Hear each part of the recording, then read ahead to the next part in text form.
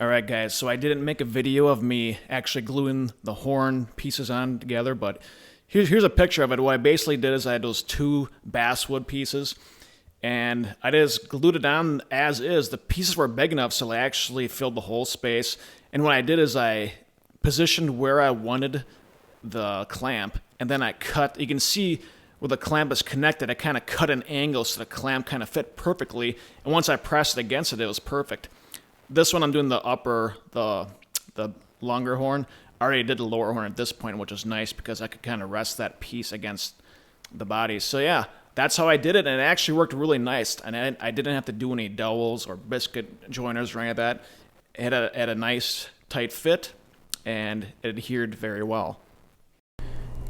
Okay guys, I'm basically triple checking this template for this butchered Rand guitar. I got the white Rand guitar on top of it, the Gunnar Nelson Rand, trying to get things situated so I can finally go on with my life and get this finished, right? Get this going here. So as I'm going through this, I noticed a couple interesting things. So as you can see here, the white Gunnar Nelson Rand, the contour is a little thinner than the bottom, this butchered one here, this blue and red one here. You can see it's a little thicker here compared to this in 1988, the NAMM guitar. So it's not that it's thinner, it's just contoured more in the back, I think, right? Same with right here, and on the other side too, just a little bit, you notice it, but otherwise everything else is pretty similar. It's pretty similar, right? So that's what I noticed. So I'm just I got straight edges and lining everything up to get this going. Now what I'm confused about, so I don't understand, I'm not sure why this would be, like, weather difference, maybe because I know this is the 88 NAMM guitar, maybe kind of wanted to really show off the contours a little more, so that's why I did it more than this one. However, this one is at the 88 January NAMM show. This one, this one's the serial, there isn't a serial, but it says RH2, okay?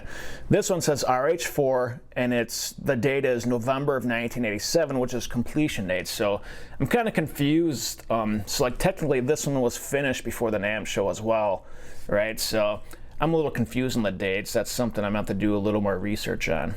But yeah, here it is. I gotta start going with this, and hopefully at least get the wood carving part done so I can get it painted, right? I cut off the edges here. I gotta glue some extra wood on there yet, but I want to get this body done first. Okay, so now it's like the scary part where I'm gonna route it out of the kind of a basic construction of the upper horn.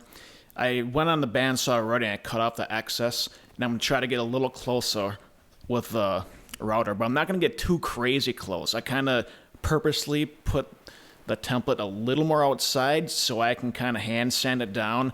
I don't want to get too crazy, but anyway, this part's always a little scary. I clamped the guitar down. This is on my radial arm saw, and I got the router now. The router doesn't quite go the full like 2 lengths of the body. It's about 1 3/4 inches. But that's okay because I'll cut the bottom excess off with a bandsaw. But I'm just going really slow and just double checking, triple checking everything, making sure the the template's not going to slip. I got that damn thing clamped down really tight, but I'm just going slow. I make sure it's not getting too close to the body because like I said, I'm going to hand sand it. And like I said, you have to be careful with these routers because they can speed up things, but one small move and you can mess everything up. I do got a table router, and I got a longer bit, but I don't like using that because I kind of want to see. I just felt more comfortable doing it this way.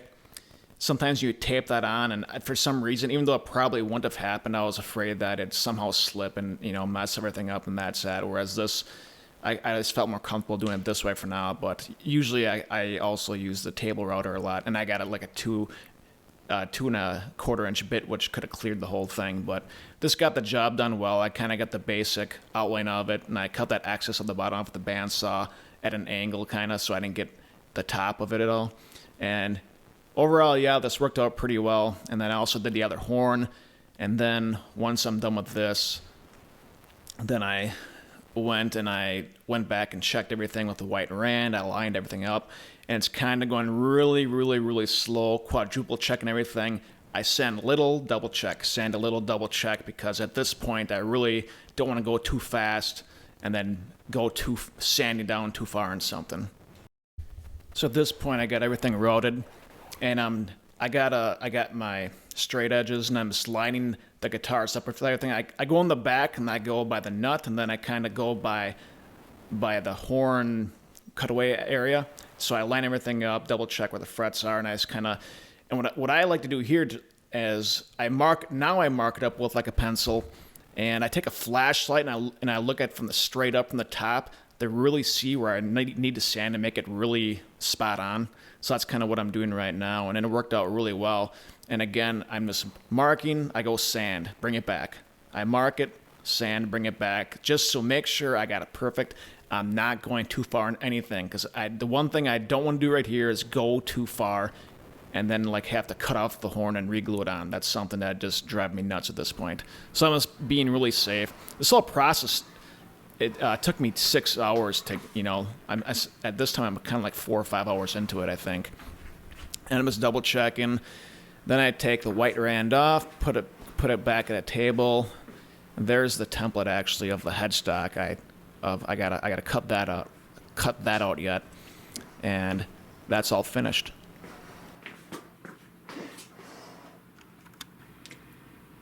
Okay guys, I'm gonna start doing the cutaways right now. As I mentioned in my last video, this guitar is actually slightly different in the original cutaways for this one. Mainly, it's especially on the upper horn side. The cutaways are actually a little deeper. This one's it goes in a little deeper than this one. This one's thicker right here than this one is, but they're pretty similar overall. So what I did is I kind of gauged it. I looked at it, did some measurements. I can kind of took some measurements. I'm going to do some rough shaping here. Take it slow and see what happens when I was just kind of taking some measurements off the white rand and little things here and there. I'm going to go slow and see what happens, but that's where we're at. I did cut off headstock. I'm not going to worry about this until I got this rough cut, and then I'm going to glue that on. But yeah, it's getting closer, but it's been a lot of fun. I spent the all damn day doing this, but I'm having fun. Alright, so right here, I'm just doing some rough sanding it to shape. I'm not going to get super fine with the details, but these things are great. So what I did is, what the hell is it here? Okay, so these are the ink rubber rules. These are pretty pricey, but they're really great to they bend as well. All right, but it's a protractor, and it's also a center ruler. But what I was able to do, right? So I took some measurements, adjusted the things from the white rand, right? So I know that from this mark to that mark, right? And I could bend it along the wood. And then I draw a line, and I know that's kind of like the rough estimate area, right? But you gotta be careful. I always feel it, see where it's at. I'm kind of feeling it right around here, just so I don't go too far. It's kind of just roughing it in at this point, so don't get too crazy. The difference is, like I said, I kind of had to adjust. I did some of the bottom part in that, but this one, it went a little deeper on this guitar compared to this one. Because the cutaways in this one, I'm sorry, right around this area, actually, it doesn't go quite as deep right here and right here. This one's the cutaways go a little deeper and more dramatic. So that's pretty interesting. But yeah, I'm just going at it right here. I love this. I could do this all day. This is my favorite part of building guitars, working guitars, is reshaping. When it comes to like reshaping necks, I could just sit here and do this all day. I love it. The good thing is it's basswood too, so it's really not that difficult. I mean, this was pretty significant. It took me just like a minute or two, and I'm already that far. So the basswood's pretty soft. So this really isn't that difficult, though. I've been going at it for a little while here, but if this was like maple or something, that'd make it a little more difficult. So yeah, just going at it. This is about 6 or 6.5 hours later. I got Most, I'd say a fair amount of the rough sanding done, but not totally. Really rough yet. And overall, it turned out pretty well so far, but I got a lot of fine detailed sanding to do yet. I'm not even close to being done regarding sanding this to the basic shape yet. There's a lot of the contours and stuff I got to get a little closer, but I had to hang it up for the day, and this is how far I got. And so far, yeah, it looks pretty good. I think I'm going to glue on the extra wood for the headstock and start going on with that now. But yeah, so far, it's rocking and rolling, and I'm pleased by how it's turning out.